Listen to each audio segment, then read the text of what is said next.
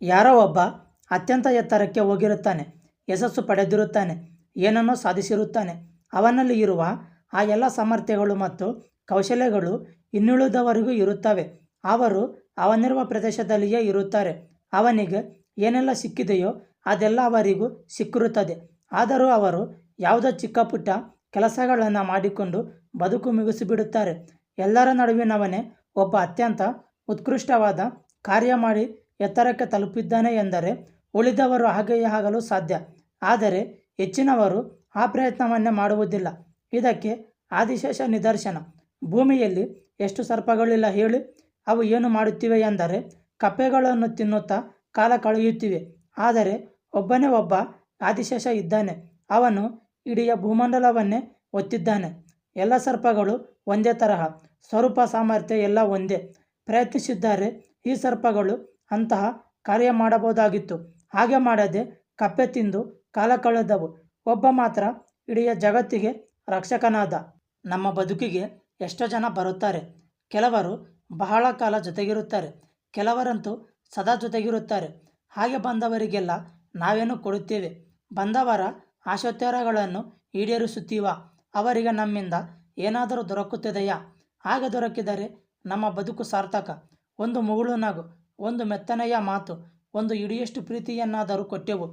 ನಾವು ಹುಟ್ಟಿದ್ದು ಸಾರ್ಥಕ ಹಾಗೂ ಅವರು ನಮ್ಮ ಬಳಿಗೆ ಬಂದಿದ್ದು ಸಾರ್ಥಕ.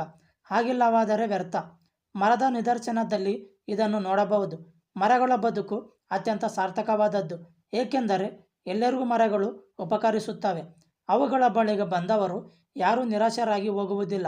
ಬಳಿಗೆ ಬಂದವರಿಗೆ ಅದು ನೆರಳು ಕೊಡುತ್ತದೆ, ಹಣ್ಣು ಕೊಡುತ್ತದೆ, ಅಥವಾ ಇನ್ನೇನೋ ಒಂದನ್ನು ಕೊಟ್ಟೇ ಕೊಡುತ್ತದೆ. ಏನನ್ನು ಕೊಡದೆ ಕಳುಹಿಸಿಕೊಡುವುದಿಲ್ಲ. ಹೀಗೆ ಮರ ಒಂದಲ್ಲ ಒಂದು ರೀತಿಯಲ್ಲಿ ಲೋಕಕ್ಕೆ ಉಪಕಾರ ಮಾಡುತ್ತಲೇ ಇರುತ್ತದೆ. ನಾವು ಹಾಗಾಗಬೇಕು ಎನ್ನುವುದನ್ನು ಮರವನ್ನು ನೋಡಿ ಕಲಿಯಬೇಕು. ನಮ್ಮಲ್ಲಿ ಎಲ್ಲವೂ ಇರುತ್ತದೆ, ಆದರೆ ಜೊತೆಗೆ ಒಂದು ದೋಷವೂ ಇರುತ್ತದೆ. ಆ ಒಂದು ದೋಷದಿಂದಾಗಿ ಯಾರು ಕೂಡ ನಮ್ಮ ಹತ್ತಿರ ಬರದಂತೆ ಆಗಿಬಿಡುತ್ತದೆ. ನಮ್ಮನ್ನು ಯಾರು ಆಶ್ರಯಿಸದಂತೆ ಆಗಿಬಿಡುತ್ತದೆ.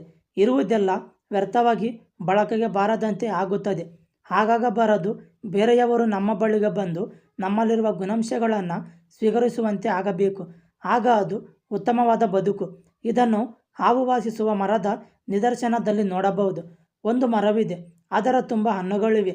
ಆದರೆ ಏನಾಗಿದೆ ಎಂದರೆ ಅದರ ಬುಡದಲ್ಲಿ ಒಂದು ವಿಷಕಾರುವ ಸರ್ಪವಿದೆ. ಈಗ ಮರದಲ್ಲಿ ಹಣ್ಣಿದ್ದು ಪ್ರಯೋಜನವಿಲ್ಲ. ಸರ್ಪವನ್ನು ಕಂಡ ಯಾರೂ ಕೂಡ ಆ ಮರದ ಬಳಿಗೆ ಹೋಗುವುದಿಲ್ಲ. ಮರದ ಹಣ್ಣುಗಳು ಯಾರ ಉಪಯೋಗಕ್ಕೂ ಬರುವುದಿಲ್ಲ. ಹೀಗೆ ಒಂದು ದೋಷ ಸಾಕಾಯಿತು. ಅಸಂಖ್ಯ ಹಣ್ಣುಗಳನ್ನು ಹೊತ್ತ ಆ ಮರದ ಬಳಿಗೆ ಯಾರು ಹೋಗದಂತೆ ಮಾಡುವುದಕ್ಕೆ. ನಾವು ಎತ್ತರವನ್ನು ಏರುವುದಕ್ಕೆ ಯಾರನ್ನೋ ಕಾಯುತ್ತಿರುತ್ತೇವೆ. ಯಾರೋ ನಮಗೆ ಏನನ್ನೋ ಕಲಿಸಬೇಕು, ಯಾರೋ ನಮಗೆ ಏನನ್ನು ಒದಗಿಸಬೇಕು, ಯಾರೋ ನಮ್ಮನ್ನು ಎತ್ತರಕ್ಕೆ ಕರೆದುಕೊಂಡು ಹೋಗಿ ಕೂರಿಸಬೇಕು ಎಂದು ಇನ್ನೊಬ್ಬರನ್ನು ಬಯಸಿ ಅವರು ಕೊಡುವ ಅವಕಾಶಕ್ಕಾಗಿ, ಅವರು ಕೊಡುವ ವೇದಿಕೆಗಾಗಿ ಕಾದುಕೊಂಡು ಕುಳಿತಿರುತ್ತೇವೆ. ಆದರೆ ಕಾಡಿನಲ್ಲಿ ಸಿಂಹವನ್ನು ನೋಡಿ ಅದಕ್ಕೆ ಯಾರೂ ಏನೂ ಸಹಾಯ ಮಾಡಿಲ್ಲ. ಆದರೂ ತನ್ನ ಸ್ವಂತ ಸಾಮರ್ಥ್ಯದಿಂದ ಅದು ಕಾಡಿನ ರಾಜ ಆಗಿದೆ. ಕಾಡಿನ ಸಿಂಹಕ್ಕೆ ರಾಜನಾಗುವ ಸಂಸ್ಕಾರ ಕೊಟ್ಟವರು ಯಾರು? ಅದಕ್ಕೆ ಪಟ್ಟಾಭಿಷೇಕ ಮಾಡಿ ಕೂರಿಸಿದವರು ಯಾರು? ಯಾರೂ ಮಾಡಿಲ್ಲ ಅಲ್ಲವೇ? ಆದರೂ ಅದು ಕಾಡಿನ ರಾಜ ಎಂದು ಕರೆಸಿಕೊಂಡಿದ್ದು ಯಾವುದರಿಂದ? ಅದು ಅದರ ಪರಾಕ್ರಮದಿಂದ, ಅದರ ವಿಕ್ರಮದಿಂದ ಮತ್ತು ಅದು ಗಳಿಸಿಕೊಂಡ ಸ್ವಸಾಮರ್ಥ್ಯದಿಂದ. ಅದು ಕಾಡಿನ ರಾಜನಾಗಿದ್ದು ತಾನಾಗಿಯೇ, ತನ್ನಿಂದಲೇ. ಯಾರನ್ನು ಕಾಯುವುದು ಬೇಡ. ಯಾರೋ ಏನನ್ನು ಸಹಾಯ ಮಾಡುತ್ತಾರೆ ಎಂದು ಬಯಸುವುದು ಬೇಡ. ಯಾರೋ ಏನನ್ನು ಒದಗಿಸುತ್ತಾರೆ ಎಂದು ನಿರೀಕ್ಷಿಸುವುದು ಬೇಡ. ನಾವು ನಮ್ಮ ಬದುಕನ್ನು ಎತ್ತರಕ್ಕೆ ಏರಿಸಿಕೊಳ್ಳೋಣ. ನಮ್ಮ ಬದುಕಿಗೆ ನಾವೇ ರಾಜರಾಗೋಣ. ಕೆಲವರು ಬದುಕಿಡೀ ಯಾರಿಗೋ ಉಪಕಾರ ಮಾಡುತ್ತಲೇ ಇರುತ್ತಾರೆ. ಅವರ ಜೀವನದ ವರ್ಷಗಳು, ತಿಂಗಳುಗಳು, ದಿನಗಳು ಯಾರಿಗೋ ಏನೋ ಸಹಾಯ ಮಾಡುವುದರಲ್ಲಿಯೇ ಕಳೆದು ಹೋಗುತ್ತಿರುತ್ತದೆ. ತನ್ನಲ್ಲಿರುವ ಸಂಪತ್ತು, ತನ್ನ ಶಕ್ತಿ ಸಾಮರ್ಥ್ಯಗಳು ಎಲ್ಲವನ್ನೂ ಬೇರೆಯವರಿಗೆ ಕೊಡುತ್ತಲೇ ಇರುತ್ತಾರೆ. ಆದರೆ ಬದಲಾವಣೆಯೇ ಬದುಕಲ್ಲವೇ? ಎಲ್ಲರೂ ಎಲ್ಲ ಕಾಲದಲ್ಲಿಯೂ ಸಮೃದ್ಧವಾಗಿ ಇರುವುದಿಲ್ಲ, ಸುಖವಾಗಿ ಇರಲಾಗುವುದಿಲ್ಲ. ಹಾಗೆ ಅವರಿಗೂ ಒಂದು ಕಷ್ಟ ಬರುತ್ತದೆ, ಅವರಿಗೂ ಏನಾದರೂ ನಷ್ಟಗಳಾಗುತ್ತವೆ. ವಿಚಿತ್ರ ಏನೆಂದರೆ ಅಂತಹ ಸ್ಥಿತಿಯಲ್ಲಿ ಅವರ ಜೊತೆಗೆ ಯಾರೂ ಇರುವುದಿಲ್ಲ. ಎಲ್ಲರಿಗೂ ಸಹಾಯ ಮಾಡುತ್ತಿದ್ದ ವ್ಯಕ್ತಿಯೆಂದು ಅವನ ಬದುಕು ಏನಾಯಿತು ಎಂದು ನೋಡುವುದಕ್ಕೆ ಜನರು ಹೋಗುವುದಿಲ್ಲ. ಲೋಕದ ಈ ಸ್ವಭಾವವನ್ನು ಮರದ ನಿದರ್ಶನದಲ್ಲಿ ಕಾಣಬಹುದು. ಚಿಗುರು ಕೊಡುತ್ತದೆ, ಕಣ್ಣಿಗೆ ಸಂತೋಷ ಕೊಡುತ್ತದೆ, ಹಣ್ಣು ಕೊಡುತ್ತದೆ. ಅದನ್ನೆಲ್ಲ ಚೆನ್ನಾಗಿ ಉಪಯೋಗಿಸುತ್ತಾನೆ ಮನುಷ್ಯ. ಆದರೆ ಆ ಮರ ಬಿರುಬೇಸಿಗೆಯಲ್ಲಿ ತೊಟ್ಟು ನೀರಿಗೆ ಹಂಬಲಿಸುತ್ತಾ ಒಣಗುತ್ತಾ ಇರುವಾಗ ಅದರ ಬೇರಿಗೆ ನೀರು ಕೊಡಬೇಕು ಎಂದು ಯೋಚಿಸುವುದಿಲ್ಲ. ಯಾರೋ ಏನೋ ಸುಕಾರ್ಯ ಮಾಡುತ್ತಿರುವುದರಿಂದಲೇ ಈ ಜಗತ್ತು ನಿಂತಿದೆ, ಹೀಗೆ ಸಾಗುತ್ತಾ ಇದೆ. ಅವರ ಬಳಿ ಶಕ್ತಿ ಸಾಮರ್ಥ್ಯಗಳಿದ್ದಾಗ ಮಾಡುತ್ತಾರೆ. ಆದರೆ ಅವರಿಗೂ ಇಲ್ಲದಂತಹ ಪರಿಸ್ಥಿತಿ ಬಂದರೆ ಅವರ ಜೊತೆಗೆ ನಿಲ್ಲಬೇಕಾದದ್ದು ಎಲ್ಲರ ಕರ್ತವ್ಯವಾಗುತ್ತದೆ. ಗಿಳಿಯೊಂದು ಹುಲುಸಾದ ಭತ್ತದ ಗದ್ದೆಯಲ್ಲಿ ಇದಿಗಿನ್ನು ಬೆಳೆಯುತ್ತಿದ್ದ ತೆನೆಯಲ್ಲಿದ್ದ ಅಕ್ಕಿಯನ್ನು ತಿನ್ನುತ್ತಲಿತ್ತು. ಇದ್ದಕ್ಕಿದ್ದ ಹಾಗೆ ಅದರ ಗಮನ ಪಕ್ಕದಲ್ಲಿದ್ದ ತೆಂಗಿನ ಮರದ ಕಡೆ ಹರಿಯಿತು. ಆ ತೆಂಗಿನ ಮರದ ಎತ್ತರ, ಅದರ ಗಟ್ಟಿತನ, ಅದರ ಮೇಲೆ ಗೊಂಚಲಾಗಿ ಬಿಟ್ಟಿದ್ದ ತೆಂಗಿನಕಾಯಿಗಳನ್ನು ಕಂಡಾಗ ಅದಕ್ಕೆ ಈ ಭತ್ತದ ಗದ್ದೆಯು ದುರ್ಬಲ ಮತ್ತು ಇದು ಬಹಳ ಸಣ್ಣದು ಎಂದು ಎನ್ನಿಸಿತು. ಹಾಗಾಗಿ ತೆಂಗು ತಿನ್ನೋಣ ಎಂದು ತೆಂಗಿನ ಮರವನ್ನೇರಿತು.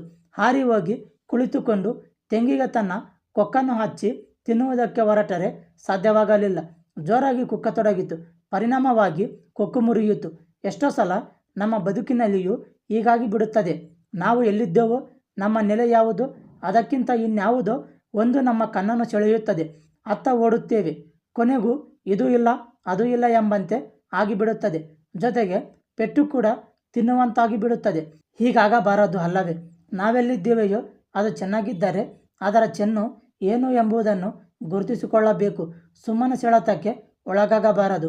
ಆಕರ್ಷಕವಾದದ್ದೆಲ್ಲ ಉಪಯುಕ್ತ, ಅನಾಕರ್ಷಕವಾದದ್ದು ಬದುಕಿಗೆ ಅನುಪಯುಕ್ತ ಎಂದು ಭಾವಿಸಿಬಿಡುತ್ತೇವೆ. ಅದಕ್ಕೊಂದು ಬಣ್ಣ ಇಲ್ಲದಿದ್ದರೆ, ಅದಕ್ಕೊಂದು ರುಚಿ ಇಲ್ಲದಿದ್ದರೆ, ಅದಕ್ಕೊಂದು ಆಕಾರ ಇಲ್ಲದಿದ್ದರೆ ಅದು ವ್ಯರ್ಥ ಎಂದು ತೀರ್ಮಾನಿಸಿಬಿಡುತ್ತೇವೆ. ಆದರೆ ವಾಸ್ತವ ಹಾಗೇನೂ ಇಲ್ಲ. ಇದನ್ನು ಹತ್ತಿಯ ಹಣ್ಣಿನ ನಿದರ್ಶನದಲ್ಲಿ ನೋಡಬಹುದು. ಹತ್ತಿಯ ಹಣ್ಣು ಬೇರೆ ಹಣ್ಣುಗಳಂತಲ್ಲ.